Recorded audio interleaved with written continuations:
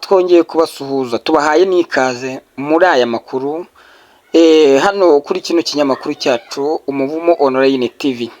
Tubahaye ikaze rero, turanabasuhuje, tunabifurije n'umugisha w'Imana. Ni ukuvuga ngo ni amakuru arimo avugwa muri iri nijoro ryo ku itariki 26 z'ukwezi kwa gatandatu 2024. Turagarutse rero muri studio zacu tugira ngo tubagezeho amakuru agiye atandukanye arimo kugenda avugwa. Murabizi rero tubazanira amakuru agiye atandukanye ari kugenda avugwa hano mu bihugu by'ibiyaga bigari ndetse n'ibihugu biherereye i Botamasimbi. Mwese rero tubahaye ikaze muri ano makuru yacu agiye atandukanye mu buryo bukurikira. Tugiye kwibanda rero n'ubundi hariya ku butaka bwa Repubulika ya Demokarasi ya Kongo. Reka tuhanyarukire. Ese uyu munsi ni ibiki birimo bihavugwa, hiriwe ibiki? Reka tugende tubigarukaho gatanu kuri gatanu.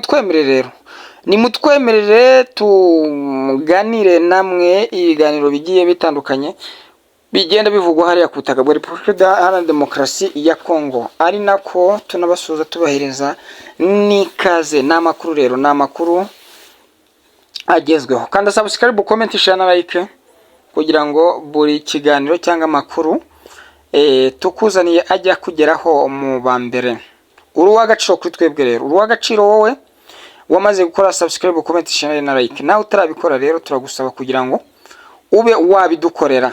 N'amakuru rero akomeye cyane ku kibuga cy'imirwano, politiki na diplomasi hariya mu kubutaka bwa Repubulika Iharanira Demokarasi ya Kongo. Nibyo koko n'ubundi murabizi neza yuko tunyaruka tukagira hariya ku butaka bwa Kongo. Muri Repubulika ya Demokarasi ya Kongo rero M23 abasirikare babiri bo muri Afrika y'Epfo bishwe, abandi 20 barakomereka Isake. Byagenze bite rero? Ni abasirikare n'ubundi bo muri Afrika y'Epfo babiri aho bapfuye, noneho 20 bagakomereka hariya Isake. Reka tubigarukeho gatanu kuri gatanu. Nibura abasirikare babiri bo mu ngabo za Afrika y'Epfo bagize uruhare mu karere k'umuryango w'iterambere rya Afrika y'Epfo SADC bishwe ku wa 2 tariki 25 Kamena 2024 mu burasirazuba bwa Repubulika ya Demokarasi ya Kongo, nk'uko byatangajwe n'ingabo za Afrika y'Epfo. Abandi basirikare 20 bakomerekeye muri iki gitero cyabereye Isake, nko mu birometero 20 mu burengerazuba bw'umujyi wa Goma mu ntara ya Kivu y'Amajyaruguru. Ni ukuvuga ngo twasomye mu itangazo ryashyizwe ahagaragara na SANDF, igisirikare cya Afrika y'Epfo cyamaze ko imiryango y'abahohotewe yabimenyeshejwe kandi ko inzira yo gutaha irimo gukorwa. Ku wa 2 Sake yumvikanye mu ibisasu n'ibitwaro biremereye kandi zoherejwe ingabo zishyigikiwe n'ingabo za SEMIDRC zahanahana n'inyeshyamba za M23 zishyigikiwe na AFC. Wibuke ko bibaye nyuma y'ibyo muri Mata, aho abasirikare 4 ba SADC biciwe kurwana n'inyeshyamba za M23. Ni amakuru akomeye cyane rero atugezeho hano ku kibuga cy'imirwano, aho ingabo zasakiranijwe n'inyeshyamba za M23. Izi ngabo zikaba ari iza Afrika y'Epfo.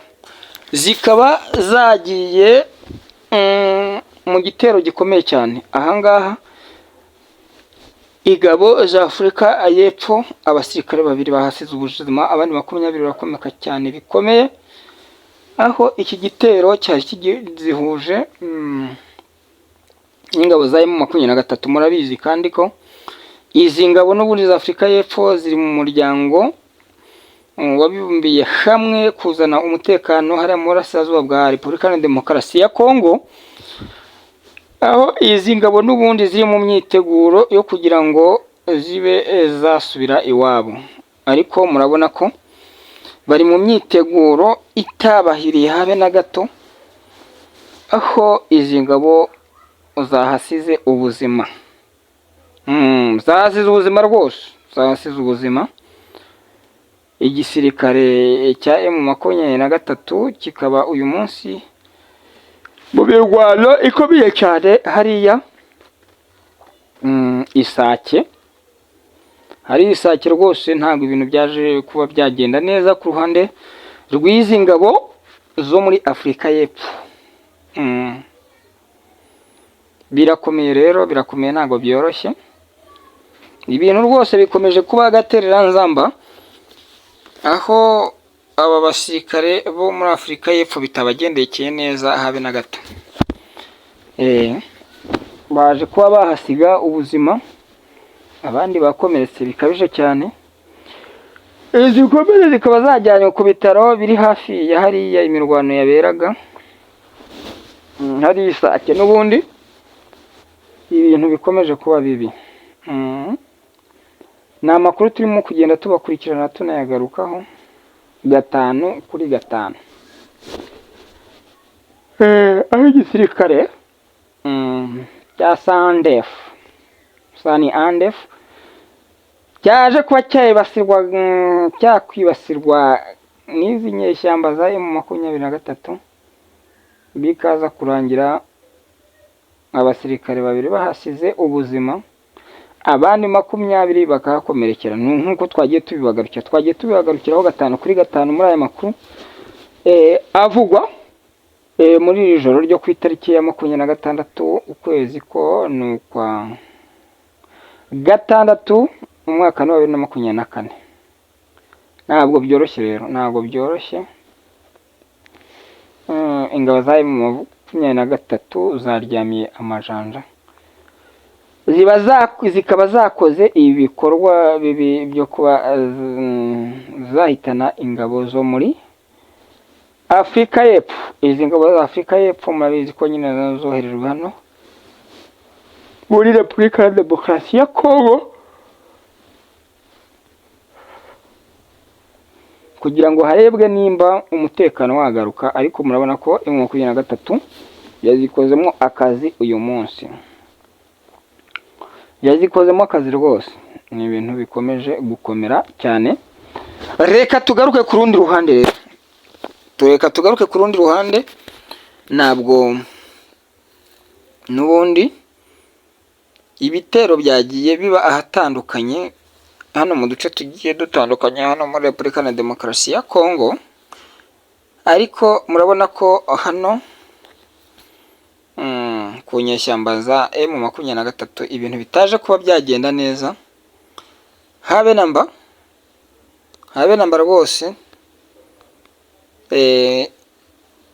Abasirikare ba Afurika y'Epfo baguye muri kino gitero gikomeye cyane, gikomeye kabisa, gikomeye, aho izi nyeshyamba za M23 zaje kuba zakwataka aba basirikare bo muri Afurika y'Epfo, zikabicamo. Reka tubabwire yuko aya makuru ayangaya tuyasubikiye ahangaha, andi makuru arakagaruka nshuti zacu zakadasohoka. Ni kuri Umuvumo Online TV mwarimo mugezwaho n'aya makuru. Mukomeze kugubwa neza rero, tubabwira ko amakuru yacu arakagaruka. Mukomeze kubana n'Imana mu byo mukora byose.